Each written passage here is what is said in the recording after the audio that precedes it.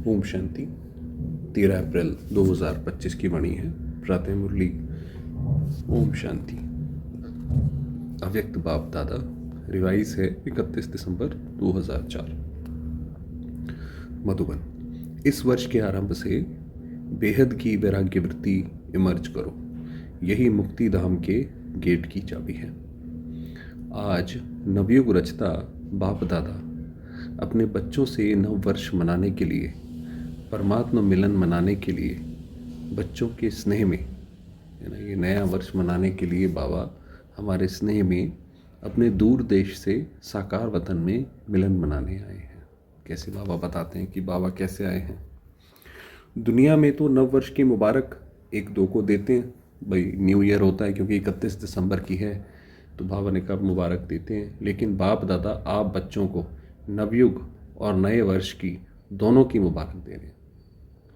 तो नए युग की भी मुबारक दे रहे हैं और नए वर्ष की भी मुबारक दे रहे हैं। नया वर्ष तो एक दिन मनाने का है, नवयुग तो आप संगम पर सदा मनाते रहते हैं। तो हम हमेशा ही खुशी में रहते हैं कि भाई अब नया युग आने वाला है, ये पुरानी दुनिया जाने वाली है, नया युग आने वाला है। तो आप सभी भी परमात्मा प्यार की आकर्षण में खींचते हुए यहाँ पहुँच गए हो। लेकिन सबसे दूर देश से आने वाला कौन? सबसे दूर से कौन आया है? डबल विदेशी। वह तो फिर भी साकार देश में ही है, लेकिन बाप दादा दूर देशी कितना दूर से आए। तो बाबा कहते हैं चलो आप हो सकता है स्थूल वतन के हिसाब से दूर से आए होगी, अगर सबसे दूर से तो बाबा आया है। हिसाब निकाल सकते हैं कितने माइल से आए हैं। तो दूरदेशी बाप दादा चारों ओर के बच्चों को, चाहे सामने डायमंड हॉल में बैठे हैं, चाहे मधुबन में बैठे हैं, चाहे ज्ञान सरोवर में बैठे हैं, गैलरी में बैठे हैं, आप सबके साथ जो दूर बैठे देश विदेश में बाप दादा से मिलन मना रहे हैं। बाप दादा देख रहे हैं कि सभी कितने प्यार से दूर से देख भी रहे हैं, सुन भी रहे हैं। तो बाबा ने सबकी तरफ जैसे एक बारी दृष्टि करी कि कौन कौन मिलन मना रहा है, तो बाबा ने कहा देख भी रहे हैं, सुन भी रहे हैं। तो चारों ओर के बच्चों को नवयुग और नए वर्ष की पदम गुणा मुबारक हो, मुबारक हो, मुबारक हो। बच्चों को तो नवयुग नैनों के सामने है ना, बस आज संगम पर हैं, कल अपने नवयुग में राज्याधिकारी बन राज्य करेंगे। बाबा ने कहा तो अभी की बात है, बस थोड़े समय की। इतना नज़दीक अनुभव हो रहा है। आज और कल की ही तो बात है। कल था, कल फिर से होना है, पहले था, दोबारा से होना है। अपने नवयुग की, गोल्डन युग की गोल्डन ड्रेस सामने दिखाई दे रही है। पापा ने कहा दिखाई दे रही है अपनी सामने ड्रेस कि कैसे हम ये पुराना शरीर छोड़ेंगे और नया शरीर जाके ले लेंगे। स्पष्ट, कितनी सुंदर है, स्पष्ट दिखाई दे रही है ना। आज साधारण ड्रेस में हैं और कल नवयुग की सुंदर ड्रेस में चमकते हुए दिखाई देंगे। नव वर्ष में तो एक दिन के लिए 1-2 को गिफ्ट देते हैं, लेकिन नवयुग रचता भाई एक जो न्यू ईयर होता है, हम किसी से मिलते हैं, न्यू ईयर विश करते हैं, तो उस दिन के लिए उनको गिफ्ट देते हैं। लेकिन नवयुग रचता बाप दादा ने आप सबको गोल्डन वर्ल्ड की सौगात दी है। हमें बाबा ने क्या सौगात दी है? भाई ये लो नई दुनिया ही आपके लिए है, जो अनेक जन्म चलने वाली है। और वो चलेगी भी, ऐसा नहीं कि हम 2 दिन जाएंगे फिर वापस आ जाएंगे, चलेगी वो लंबा समय, आधा कल्प चलेगी। विनाशी सौगात नहीं है, अविनाशी सौगात बाप ने अब बच्चों को दी है। याद है ना, भूल तो नहीं गए हो ना? सेकंड में आ जा सकते हो, अभी अभी संगम पर, अभी अभी अपनी गोल्डन दुनिया में पहुंच जाते हो कि देरी लगती है? अभी अभी यहाँ पर हैं, अभी अभी संगम पर है। चलो भाई अब नई दुनिया दिखाई पड़ रही है, आने वाली है, और एकदम से हम देखने लग जाते हैं कि भाई सतयुग में कैसा होगा। तो बाबा ने कहा देरी तो नहीं लगती है, अपना राज्य स्मृति में आ जाता है ना कि हमारा राज्य कैसा होगा। ये हमारा राज्य नहीं है। आज के दिन को विदाई का दिन कहा जाता है और 12 बजे के बाद बधाई का दिन कहा जाएगा। भाई उससे पहले विदाई है, भाई पुराना साल जा रहा है, नया साल आ रहा है। तो विदाई के दिन, वर्ष की विदाई के साथ साथ आप सबने वर्ष के साथ और किसको विदाई दी? क्योंकि विदाई हो रही है तो बाबा ने कहा आपने किसको विदाई दी है? चेक किया, सदा के लिए विदाई दी व थोड़े समय के लिए विदाई दी? कितने समय के लिए विदाई दी है? बाप दादा ने पहले भी कहा है कि समय की रफ्तार तीव्र गति से जारी है। तो सारे वर्ष के रिजल्ट में चेक किया कि क्या मेरे पुरुषार्थ की रफ्तार तीव्र रही या कब कैसे रही। दुनिया की हालतों को देखते हुए अब अपने विशेष दो स्वरूपों को इमर्ज करो। दुनिया की हालत आप देखिए कितनी ख़राब है, हर जगह देश आपस में लड़ रहे हैं, लोग आपस में लड़ रहे हैं। तो बाबा ने कहा दुनिया की हालत देखते हुए अब हमें क्या करना है, दो स्वरूपों को इमर्ज करो। वह दो स्वरूप हैं, एक सर्व प्रति रहम दिल, हर आत्मा के प्रति रहम दिल। कोई बात नहीं, किसी ने कुछ किया हमारे लिए, गलत किया, चलिए कोई बात नहीं, और कल्याणकारी। और दूसरा हर आत्मा के प्रति सदा दाता के बच्चे मास्टर दाता, कि हमें देना है, इस आत्मा को भी हमने देना है। विश्व की आत्माएं बिल्कुल शक्तिहीन, दुखी, अशांत चिल्ला रही हैं, दुखी हैं, अशांत हैं मन उनका, और चिल्ला रही हैं बाप के आगे, आप पूज्य आत्माओं के आगे पुकार कर रही हैं, कुछ घड़ियों के लिए भी सुख दे दो, शांति दे दो, ऐसे चिल्ला रही हैं, खुशी दे दो, हिम्मत दे दो। बाप तो बच्चों के दुख परेशानी को देख नहीं सकते। देखिए बाबा ने अपने इमोशंस, अपने विचार सामने रखे कि बाप तो बच्चों के दुख परेशानी को देख नहीं सकते, सुन नहीं सकते। क्या आप सभी पूज्य आत्माओं को रहम नहीं आता? मांग रहे हैं दो दो दो, कैसे दुनिया में सारे लोग परेशान हैं आप देखिए। तो बाबा ने कहा, बाबा जब वो बाबा के सामने पुकार करते हैं तो बाबा को हमारी याद आती है, क्योंकि ये तो नियम है, बाबा नहीं दे सकता डायरेक्ट। तो दाता के बच्चे कुछ अंजलि तो दे दो।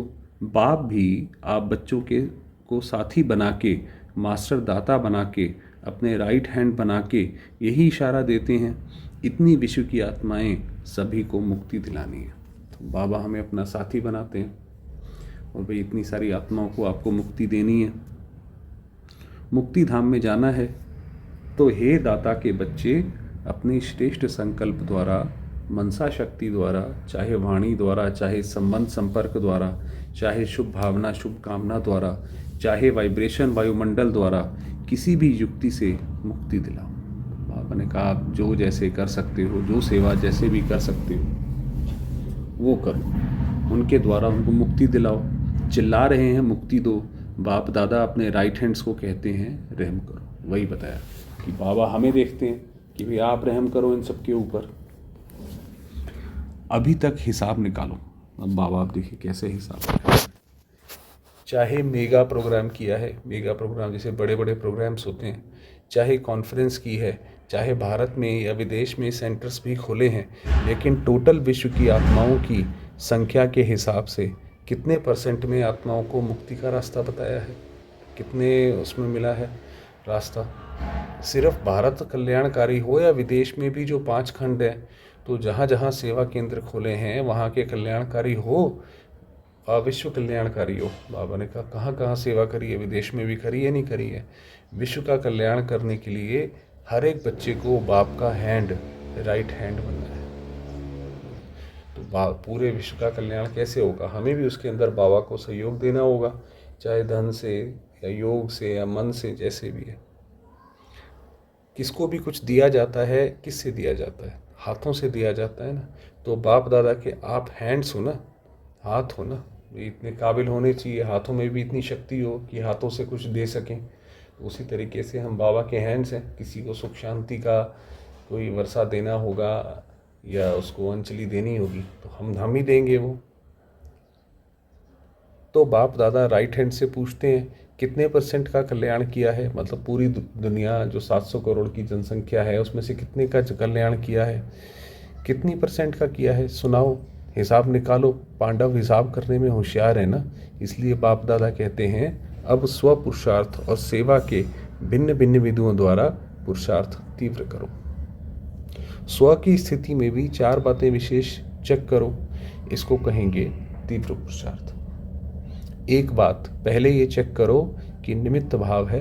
अब जो 2 बातें ऊपर बताई कि दाता बनो और रहमतिन बनो, उसके लिए क्या ज़रूरी है कि पहले ये चेक करो निमित्त भाव है कि करवाने वाला एक शिव बाबा है, हम तो सिर्फ करने वाले हैं। उसके हिसाब से जो वो बोलते जाते हैं वैसे वैसे हम करते जाते हैं, भाई हम फ्री हैं।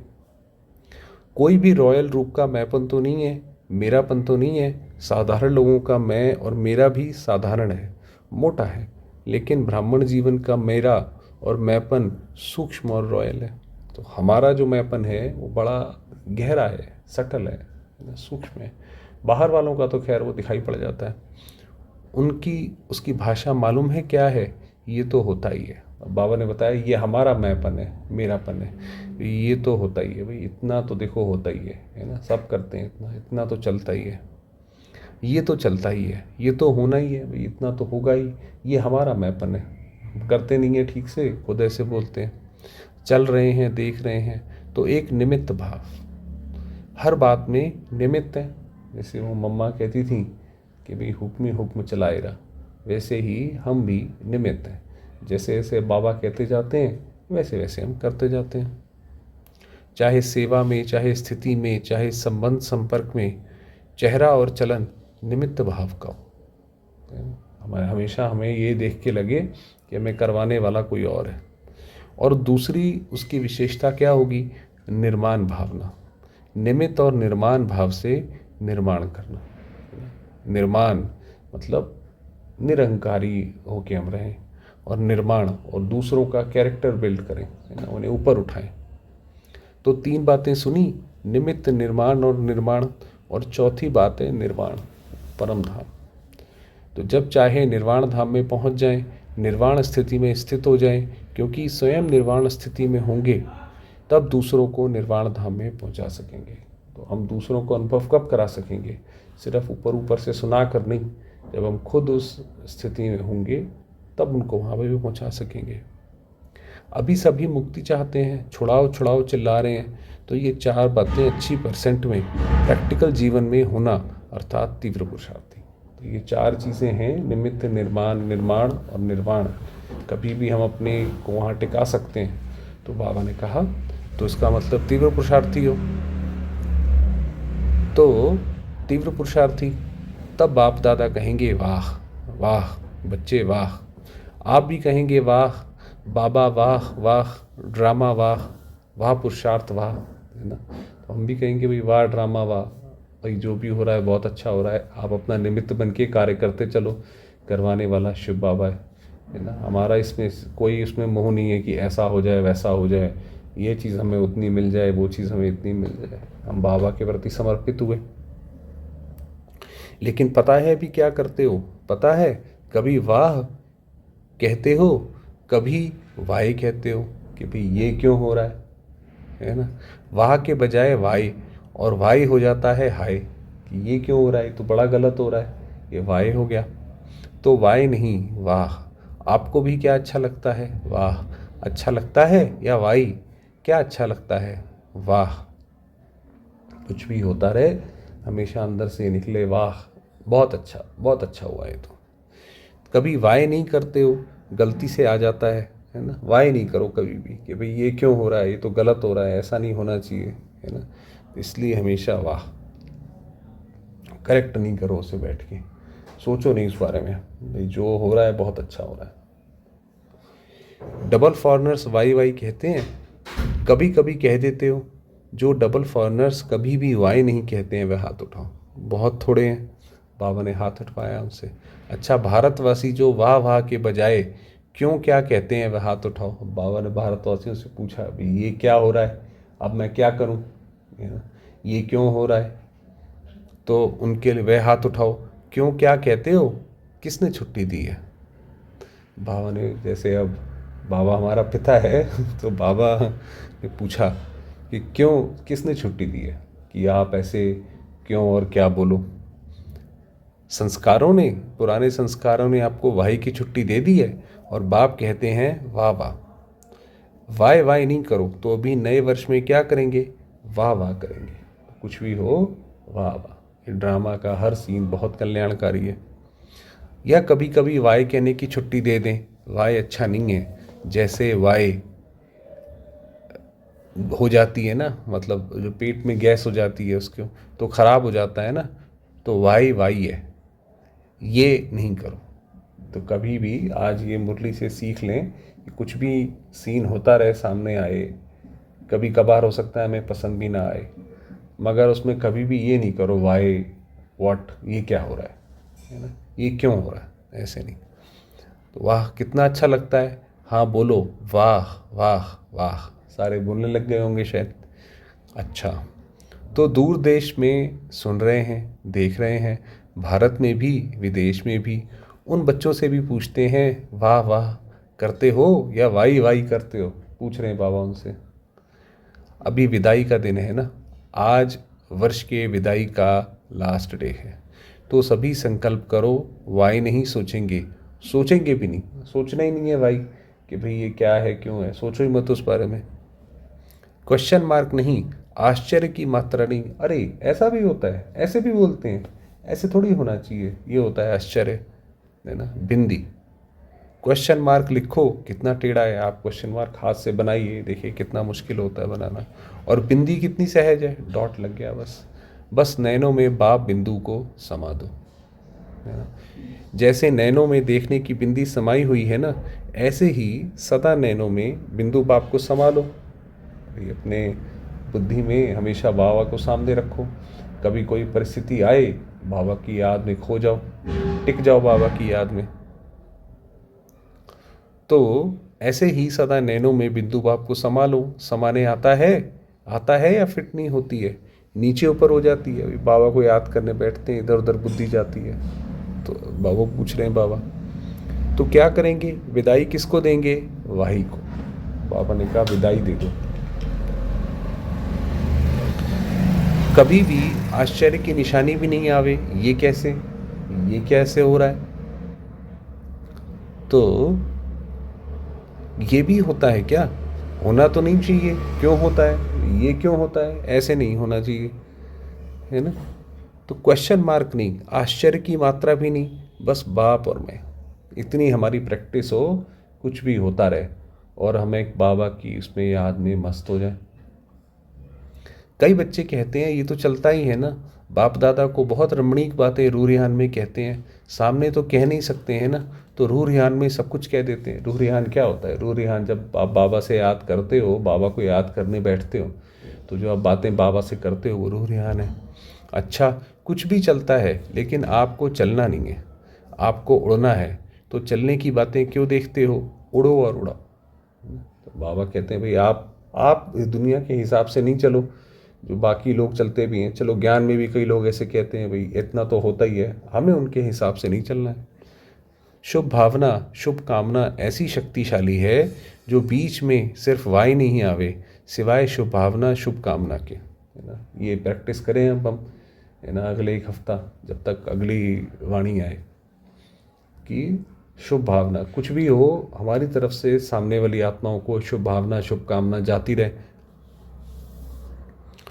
तो सिवाय शुभ भावना शुभ कामना के तो इतनी पावरफुल है जो किसी अशुभ भावना वाले को भी शुभ भावना में बदल सकते हो। जैसे मम्मा के लिए बताते हैं कि भाई कहाँ पे एक बार झगड़ा हुआ, वो भाई बहुत गुस्सा करते रहे, अंदर पूरी भीड़ इकट्ठी हो गई, तो जैसे ही मम्मा को देखा तो वो भाग गए। तो कैसे अशुभ भावना को शुभ भावना में परिवर्तन हो गया। तो अब हमें भी ऐसे ही करना है, अंत में तो यही हमारी सिक्योरिटी होगी, अंत में कुछ और तो काम आएगा नहीं। सेकंड नंबर, अगर बदल नहीं सकते हो तो भी आपकी शुभ भावना शुभ कामना विनाशी है, कभी कभी वाली नहीं, तो हमारी तब भी ये रहे कि नहीं ठीक हो जाएगा, ये अच्छा है। तो आपके ऊपर अशुभ भावना का प्रभाव नहीं पड़ सकता, तो फिर अगर कोई सामने हमारे लिए गलत करता भी है तो हमें इसका हमारे ऊपर उसका इफेक्ट नहीं आएगा। क्वेश्चन में चले जाते हो, ये क्यों हो रहा है, अरे भाई ये तो गलत हो रहा है, ये कब तक चलेगा। जब परेशान होते हैं तो लगता है कि भाई ये कब तक चलेगा, कैसे चलेगा। इससे शुभ भावना की शक्ति कम हो जाती है, नहीं तो शुभ भावना शुभ कामना इस संकल्प शक्ति में बहुत शक्ति है। देखो, आप सभी आए बाप दादा के पास, पहला दिन याद करो बाप दादा ने क्या किया। अब बाबा बता रहे, देखो बाबा ने भी तो ऐसी करके दिखाया ना, हम सारे जो परिवर्तन हुए वो बाबा ने उसी तरीके से बताया कि जब आप आए तो चाहे पतित आए चाहे पापी आए चाहे साधारण आए, भिन्न भिन्न वृत्ति वाले भिन्न भिन्न भावना वाले आए, बाप दादा ने क्या किया, शुभ भावना रखी ना, मेरे हो मास्टर सर्वशक्तिवान हो दिल तख्त नशीन, है ना। बाबा ने जैसे हमें गले से लगाया कि भाई आप मेरे हो, है ना, मास्टर सर्वशक्तिवान हो। ये शुभ भावना रखी ना, शुभ कामना रखी ना, उससे ही तो बाप के बन गए ना। बाप ने क्या कहा कि हे पापी क्यों आए हो शुभ भावना रखी, मेरे बच्चे, मास्टर सर्वशक्तिवान बच्चे। जब बाप ने आप सबके ऊपर शुभ भावना रखी, शुभ कामना रखी, तो आपके दिल ने क्या कहा? जब हमें बाबा से लगातार लगातार स्नेह मिलता रहा तो क्या कहा? मेरा बाबा। तो हमारे मन से निकला भी मेरा बाबा। बाप ने क्या कहा? मेरे बच्चे। ऐसे ही अगर शुभ भावना शुभ कामना रखेंगे तो क्या दिखाई देगा? मेरा कल्प पहले वाला मीठा भाई, मेरी सिक्की लती बहन, है ना, कि भाई ये कल्प के बाद ही हम मिलते हैं, हर एक का अपना अपना पार्ट है। तो इसलिए जब ऐसी भावना रखो, परिवर्तन हो जाएगा। तो इस वर्ष में कुछ करके दिखाना, सिर्फ हाथ नहीं उठाना। बाबा बोलते थे ना हाथ उठाओ, तो हाथ उठा देते थे सारे। हाथ उठाना बहुत सहज है, मन का हाथ उठाना, क्योंकि बहुत काम रहा हुआ है। बाप दादा तो नज़र करते हैं विश्व की आत्माओं के ऊपर, तो बहुत तरस पड़ता है। अब प्रकृति भी तंग हो गई है ना। अब आप देखिए, अब इतने सारे भूकंप ये सब आते हैं कि अब वो समाचारों में भी आने बंद हो गए हैं। अब इतने इतने कहाँ तक कौन रिकॉर्ड करेगा? तो प्रकृति खुद तंग हो गई है, तो क्या करें? आत्माओं को तंग कर रही है, और बाप बच्चों को देख करके तरस में आ जाते हैं। आप सबको तरस नहीं आता, सिर्फ खबर सुनकर चुप हो जाते हो, बस इतनी आत्माएं चली गई, अभी ये भूकंप आया, भाई हमने न्यूज़ पढ़ ली, बस। बाबा कह रहे हैं ऐसे नहीं।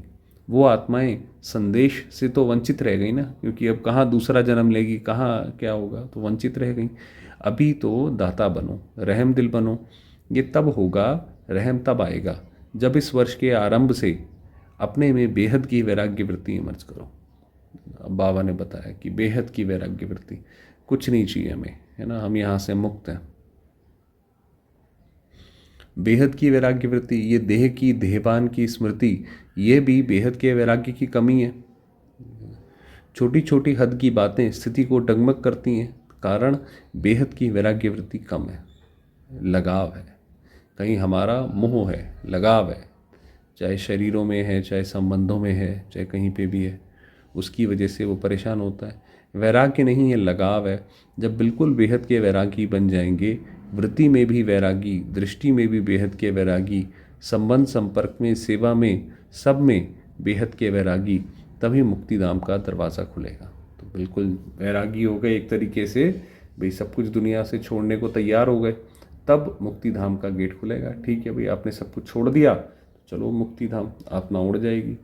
अभी तो जो आत्माएं शरीर छोड़कर जा रही हैं, फिर जन्म लेंगी, फिर दुखी होंगी। अब मुक्तिधाम का गेट खोलने के निमित्त तो आप होना, तो ऐसे हमें करके गेट खोलना है। ब्रह्मा बाप के साथी होना तो बेहद की वैराग्य वृत्ति है गेट खोलने की चाबी। अभी चाबी नहीं लगी है, चाबी तैयार ही नहीं की है। ब्रह्मा बाप भी इंतज़ार कर रहा है, एडवांस पार्टी भी इंतज़ार कर रही है, प्रकृति भी इंतज़ार कर रही है, तंग हो गई है बहुत। माया भी अपने दिन गिनती कर रही है। अभी बोलो हे मास्टर सर्वशक्तिवान, बोलो क्या करना है। इस वर्ष में कोई नवीनता तो करेंगे ना। नया वर्ष, दुनिया में तो कुछ भी नहीं होता नया वर्ष, वो तो बस एक दिन बोला हैप्पी न्यू ईयर, वो भी बस मैसेजेस आ गए, ख़त्म हो गया। तो बाबा ने कहा आपका ऐसा नहीं है भाई, नया साल तो नया तब होगा जब कुछ नया करेंगे। अभी बेहद के वैराग्य की, मुक्ति धाम जाने की चाबी तैयार करो। आप सभी को भी तो पहले मुक्ति धाम में जाना है ना। ब्रह्मा बाप से वायदा किया है, साथ चलेंगे, साथ आएंगे, साथ में राज्य करेंगे, साथ में भक्ति करेंगे। भाई हमारा यही वादा है ब्रह्मा बाबा से, हम भी साथ साथ करेंगे साथ। तो अभी तैयारी करो। इस वर्ष में करेंगे कि दूसरा वर्ष चाहिए? जो समझते हैं इस वर्ष में अटेंशन प्लीज़, बार बार करेंगे, हाथ उठाओ। जो बाबा ने बताया कि भाई बेहद की वैराग्य वृत्ति, बाबा को बुद्धि में रखो, वो 4 बातें बताई ऊपर। तो फिर तो एडवांस पार्टी आपको बहुत मुबारक देगी। वह भी थक गए हैं, एडवांस पार्टी बाबा से पूछते रहते हैं भाई बाबा आप आगे बताओ। अच्छा, टीचर्स क्या कहती हैं, पहली लाइन क्या कहती है?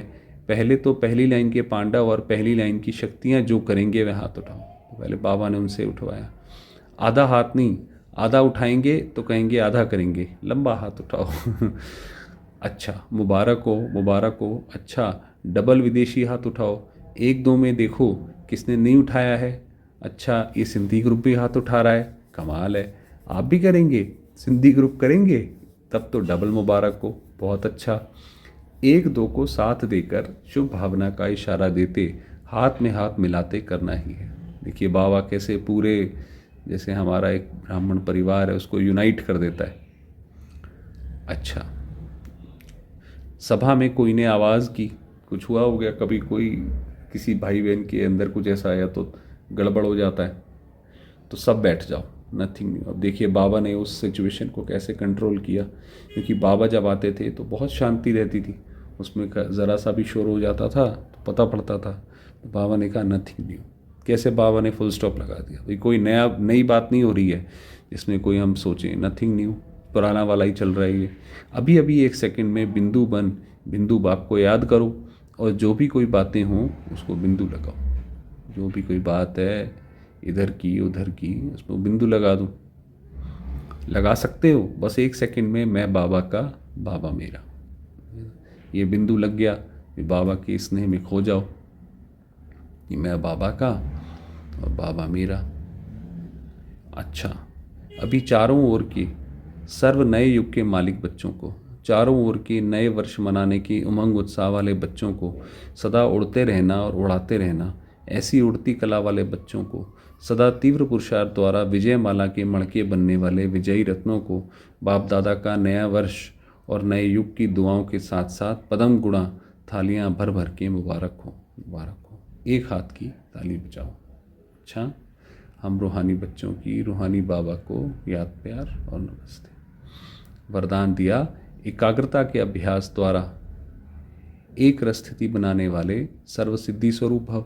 जहाँ एकाग्रता है वहाँ स्वतः एक रस स्थिति है ना। एकाग्रता माने एक बाबा के उसमें हम अग्रसर रहें, तो वो एकाग्रता है। एकाग्रता से संकल्प, बोल और कर्म का व्यर्थपन समाप्त हो जाता है और समर्थपन आ जाता है। समर्थपन होता है कि उस चीज़ को कर पाना। तो जितनी एकाग्र रहेंगे, बाबा में बुद्धि टिकी रहेगी तो एकाग्र रहेंगे। जिस एक बीज रूपी संकल्प में सारा वृक्ष रूपी विस्तार समाया हुआ है, एकाग्रता को बढ़ाओ तो सर्व प्रकार की हलचल समाप्त हो जाएगी। ऐसी कोई भी परिस्थिति आए, जैसे ऊपर अभी बाबा ने कहा कि शोर मचा, तो बाबा ने बोला नथिंग न्यू, ऐसे ही हमारी भी स्थिति हो, नथिंग न्यू, तो हलचल समाप्त हो जाएगी। सर्व संकल्प, बोल और कर्म सहज सिद्ध हो जाएंगे। इसके लिए एकांतवासी बनो। तो बाबा ने इसके लिए तरीका बताया।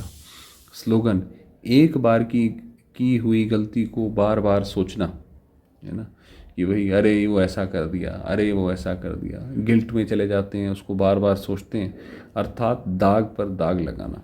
तो वो तो दाग और गहरा करते जा रहे हैं हम। इसलिए बीती को बिंदी लगाओ, जो हो गया वो हो गया, आगे बढ़ो, ये देखो आगे क्या करना है। अव्यक्त इशारे, कंबाइंड रूप की स्मृति से सदा विजयी बनो। जैसे इस समय आत्मा और शरीर कंबाइंड है, ऐसे बाप और आप कंबाइंड रहो। बाबा और हम कंबाइंड रहें। सिर्फ ये याद रखो कि मेरा बाबा। अपने मस्तक पर सदा साथ का तिलक लगाओ। जो सुहाग होता है, साथ होता है, वह कभी भूलता नहीं है। तो साथी को सदा साथ रखो। अगर साथ रहेंगे तो साथ चलेंगे। तो जितना अभी हम बाबा के साथ कंबाइंड रहेंगे, उतना ही वहाँ पे भी कंबाइंड रहेंगे। साथ रहना है, साथ चलना है, हर सेकंड हर संकल्प में साथ है ही, हमेशा बाबा के हम साथ हैं ही। अच्छा, ओम शांति।